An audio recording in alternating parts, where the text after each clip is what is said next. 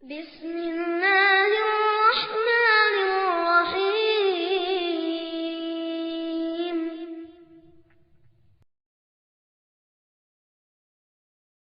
Assalamualaikum warahmatullahi wabarakatuh. Alhamdulillahi rabbil alamin. Wassalatu wassalamu ala asyrafil anbiya'i wal mursalin Sayyidina Muhammadin wa ala alihi wa sahbihi ajma'in, amma ba'du. Alhamdulillah, pada kesempatan kali ini insyaallah kita akan mempelajari bahasa Arab. Dan perlu diingat bahwa di dalam mempelajari bahasa Arab itu, terlebih khususnya bagi pemula yang ingin mempelajari bahasa Arab, dua ilmu ini mesti dikuasai, yaitu apa ilmunya? Ilmu nahwu dan ilmu sharaf. Baik, pada pertemuan pertama kali ini kita akan mempelajari tentang jenis-jenis kalimat di dalam bahasa Arab.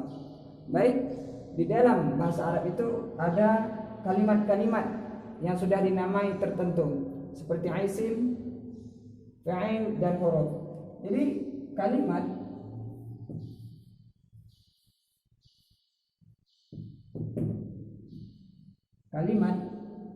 di dalam bahasa Indonesianya adalah kata.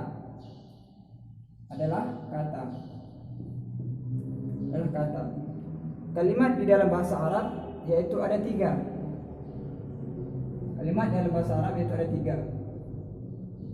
Yang pertama isim, yang kedua fi'il, dan yang ketiga itu huruf, harfun, huruf. Jadi di dalam bahasa Arab yang akan dibahas itu kalimat itu isim, fa'il, huruf. Suatu kalimat kalau tidak dinamakan isim berarti dia fi'il. Kalau tidak fi'il berarti dia kalimatnya itu huruf. Nah, jadi kita akan mengenal sesuatu itu pasti ada tanda-tandanya. Jadi ketika kita ingin mengenal isim, dan kita perlu mengetahui tanda-tanda isim. Jadi tanda-tanda isim itu ada 4.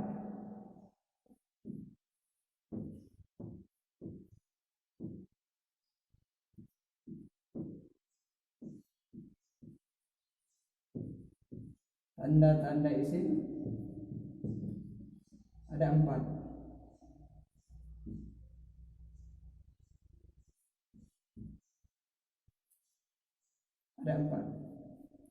Apa yang pertamanya? Tanda-tanda isim itu yang pertama yaitu khafat.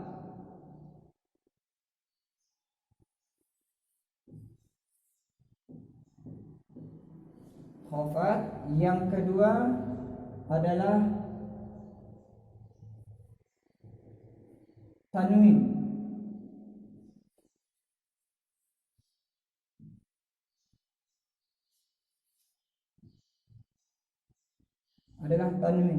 Yang ketiga adalah masuknya alif lam. Alif wal lam. Dan keempat huruf-huruf khafat.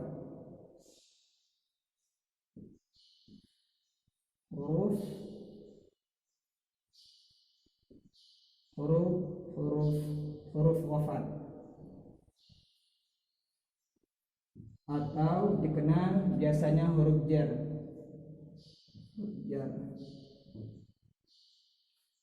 Jadi inilah tanda-tanda isim. Ketika kita ingin melihat suatu kalimat, maka kita lihat di dalam kalimat itu adakah kira-kira tanda yang 4 ini. Apabila ada tanda yang 4 ini, maka dia adalah kalimatnya isim. Contoh khafat ini atau disebut dengan baris bawah. Contohnya bismillahi.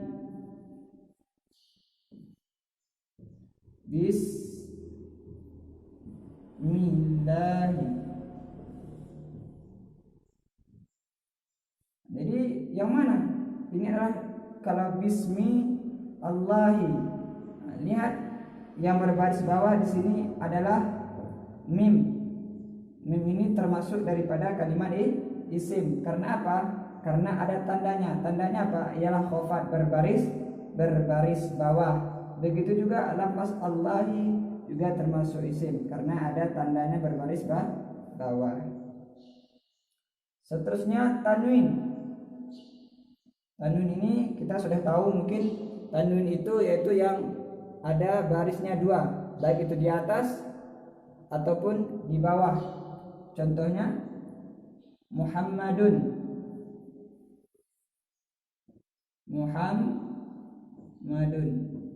Muhammadun ini kalimatnya adalah isim. Dari mana kita mengetahui bahwa Muhammadun ini adalah isim? Yaitu dari tanda. Apa tandanya? Yaitu adanya tanwin, adanya baris dua. Contohnya Muhammadur Rasulullah dalam Al-Quran. Atau yang berbaris di bawah Muhammadun, Muhammadin, Muhammadan nanti kalau ketemunya. Maka kalimat itu disebut dengan isim. Seterusnya alif wal lam. Jadi apabila kalimat ada alif lam, maka kalimat tersebut juga dinamakan isim. Karena disebut isim karena ada tandanya. Contohnya Al-Qur'an. Al-Qur'an.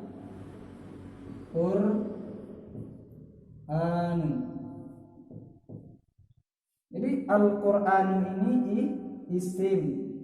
Karena apa disebut isim?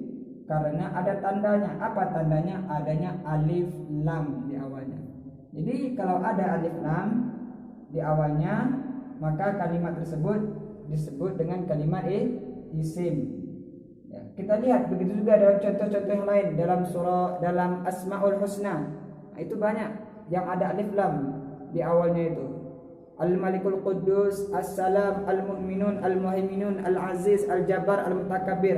Itu semua itu kalimat isim karena ada tandanya. Apa tandanya? Tandanya adalah alif lam. Seterusnya yang keempat itu huruf khafat atau huruf jar. Jadi huruf khafat atau huruf jar ini di dalam kitab Matan Jurumiyah yaitu ada 9. Apa 9 hurufnya? Yang pertama min. Yang kedua ila. Yang ketiga an. Yang keempat ala. Yang kelima fi. Seterusnya rubba. Betul, alba. Ini al-kaf. Ba.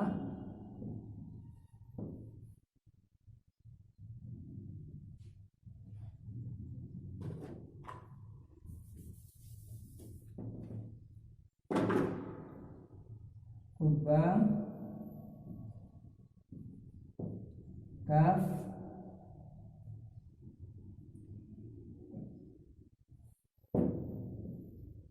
Kaf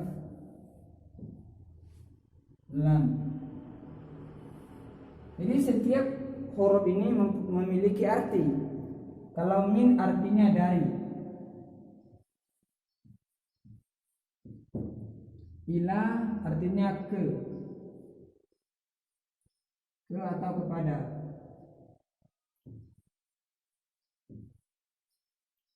Kalau an artinya dari.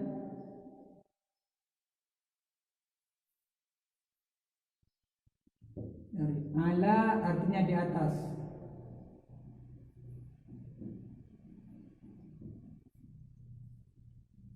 Fi artinya di atau di dalam. Di atau di dalam.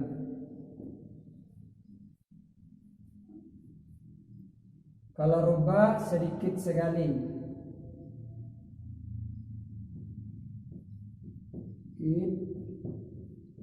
sedikit sekali. Kalau ba artinya dengan.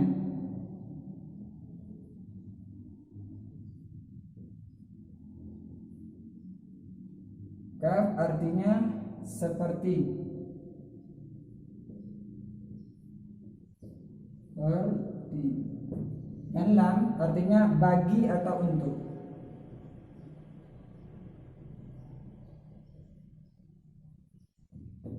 Bagi atau untuk.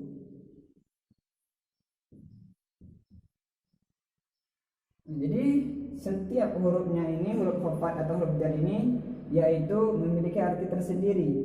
Min artinya dari, ila artinya ke atau kepada, an artinya dari, ala artinya di atas, fi artinya di atau di dalam, rubba sedikit sekali, ba dengan, kaf seperti, lam bagi atau untuk. Kita buat contohnya, yaitu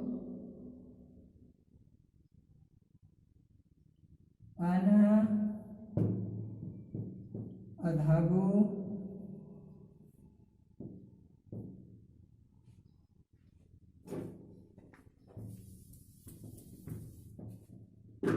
ana adhabu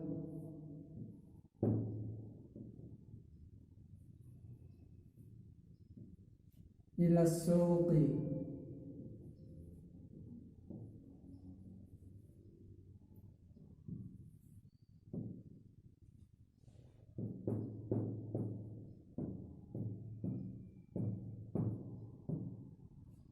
Ana adhabu ila suqi. Jadi kita lihat mana yang ada huruf jarnya atau huruf khafatnya, yaitu di dekat kalimat as-suqi.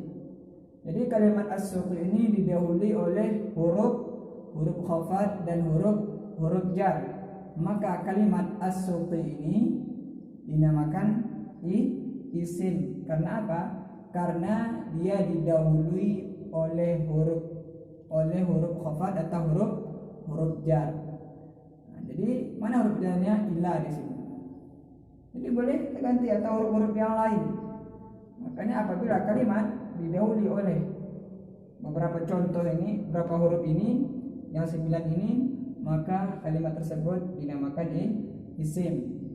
Satunya as-suqi karena apa di baris bawah? Karena ada huruf khafat. Jadi huruf khafat atau huruf jar ini tugasnya yaitu mengejarkan isim. Kalau dia isim mufrad, as-suqi isim mufrad, maka dia di baris bawah. Tapi apabila dia isim tasnya atau jama' ditambah ya dan nun pada akhirnya. Nah itu nanti kalau kita ingin bahas isim mufrad, musanna dan jama' itu nanti. Tapi pada kesempatan kali ini kita cukup mengetahuinya saja. Atau contoh yang lain, al-ma'u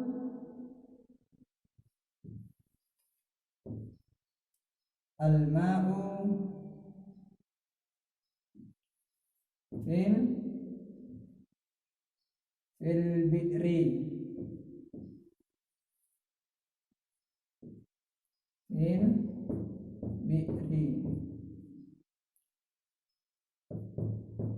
air di dalam sumur.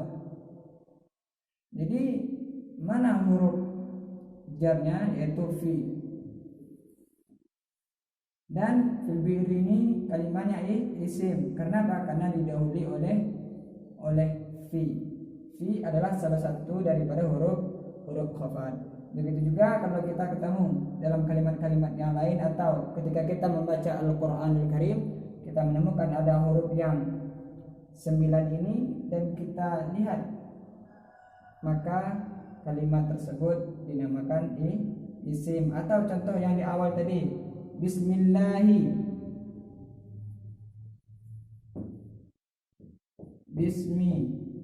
bismi kalimatnya adalah isim. Karena apa? Karena ada huruf ba. huruf ba adalah salah satu daripada huruf khafat. Artinya dengan bismillahi, dengan nama Allah. Al-ma'u fil bi'ri, air di dalam sumur. Fi artinya di atau di dalam. Seterusnya ana adzabu ila suqi, saya pergi ke pasar. Ila artinya ke atau kepada. Jadi tugas daripada huruf ini tadi yaitu mengejarkan atau mengkhafatkan kalimat isim. Jadi kita lihat dari awal, kalimat adalah kata dalam bahasa Indonesianya. Jadi isim dalam bahasa Indonesianya adalah kata benda.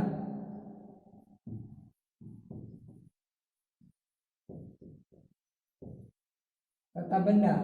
Fi'il dalam bahasa Indonesia adalah kata kerja. Kata kerja.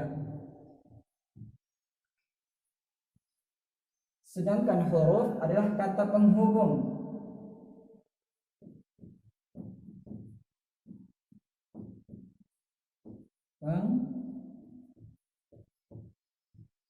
Penghubung.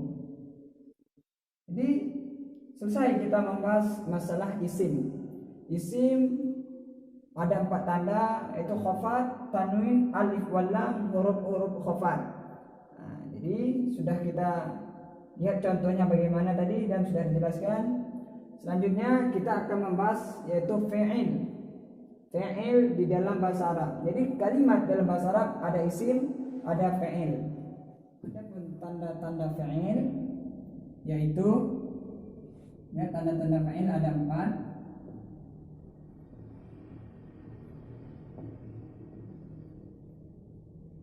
Tanda-tanda fa'il dapat atau fa'il dapat diketahui dengan ada yang 4 ini. Apa yang pertama? Yaitu qad. Yang kedua sin. Yang ketiga saufa. Yang keempat ta ta'nis yang mati.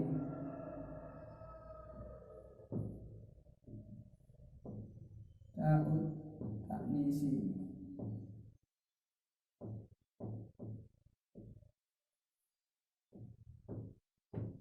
Ta'nisi. Jadi ta ta'nis yang mati as-sakinati ya.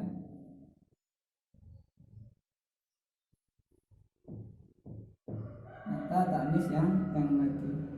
Jadi ketika kita ingin mengetahui fi'il, maka ada tanda-tandanya atau dapat kita ketahui dengan 4 ini. Apabila ada qad yang mendahului sebuah kalimat itu, maka disebut dengan fi'il. Contohnya qad qamatis shalah.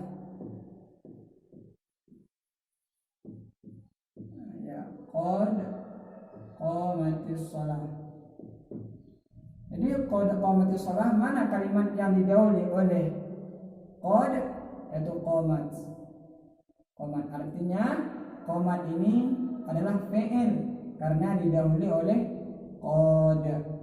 Nah, jadi seperti itu cara kita ingin mengetahui fi'il didahului oleh qad.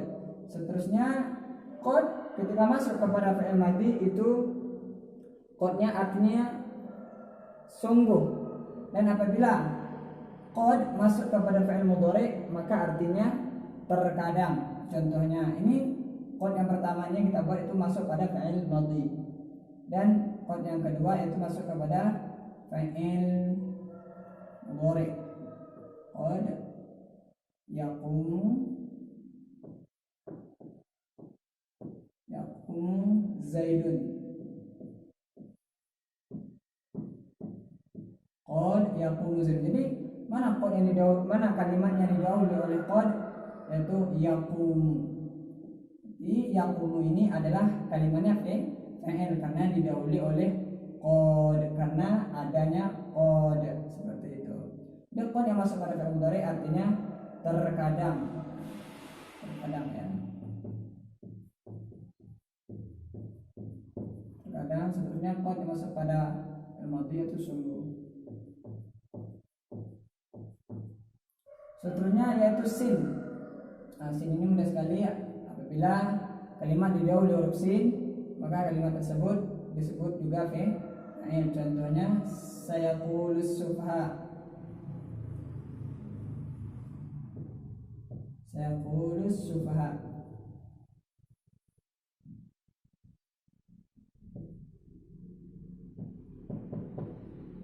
Sayaqulus sufha. Jadi mana kalimat didahului huruf sin, yaitu yaqulu. Asalnya qala yaqulu. Yaqulu ini artinya berkata ya. Sayaqulu akan berkata. Nah, jadi sin itu artinya akan. Kalau saufa yaitu contohnya saufa ta'lamun.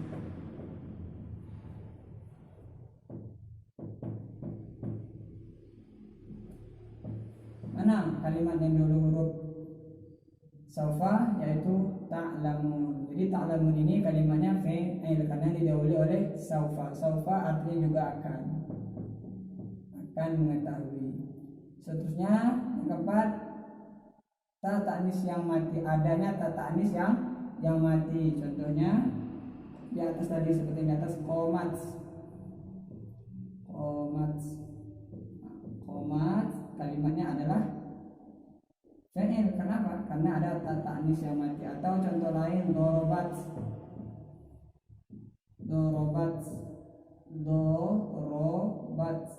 artinya kalimatnya juga fi'il karena ada ta ta'nis yang mati. Atau jalasat atau fatahat dan yang lain-lainnya. Asalnya itu qoma dan asal dorobat ini doroba. Masuk di ta ta'nis maka kelihatanlah tanda fi'ilnya itu. Seterusnya yang terakhir, yang ketiganya daripada kalimat yaitu huruf